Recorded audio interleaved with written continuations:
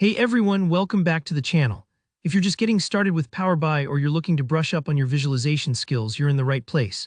Today I'm going to walk you through how to create a pie chart in Power BI step by step.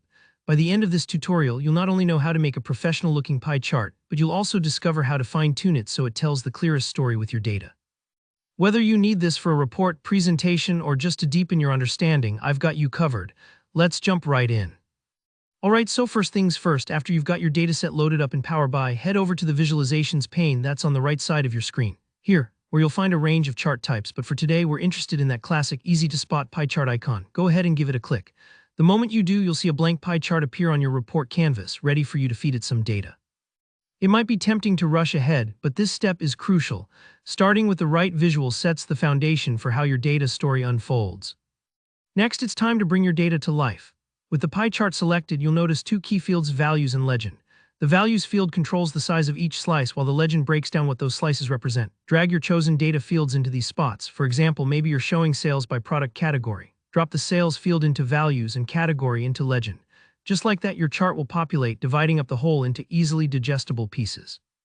This setup helps anyone viewing your report instantly see, for instance, which category is taking the biggest bite of your sales pie. And remember, if it doesn't look quite right the first time, you can easily swap out the fields to better suit your data's story. Now comes the fun part, formatting your pie chart to make it both readable and visually appealing. Click on the format icon, it looks like a little paint roller. Here you're given a host of customization options. One key area to focus on is detail labels. Click into detail labels and you'll find options to turn on or adjust the information layered directly over each slice of the pie.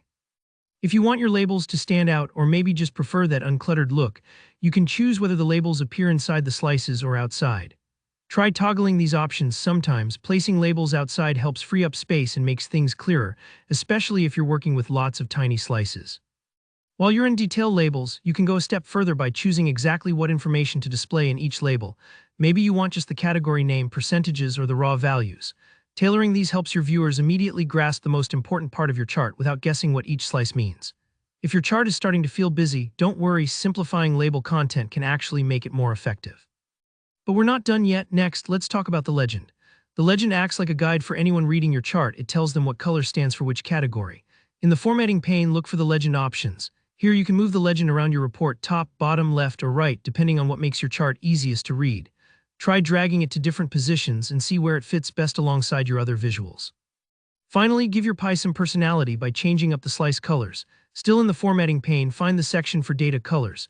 You can assign unique colors to each slice, maybe matching your brand colors or just using hues that stand out against your background. Don't be afraid to have a little fun here. Clear colors can boost how memorable and accessible your chart is. And there you have it, a crisp, informative pie chart in Power BI, customized just the way you want. With these steps, you can make sure your data is not only accurate, but also engaging and easy to understand.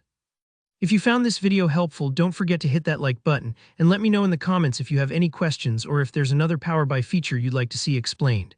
And of course, subscribe for more beginner-friendly tutorials. I'm here to help you level up your Power BI skills. Thanks for watching, and I'll see you in the next video.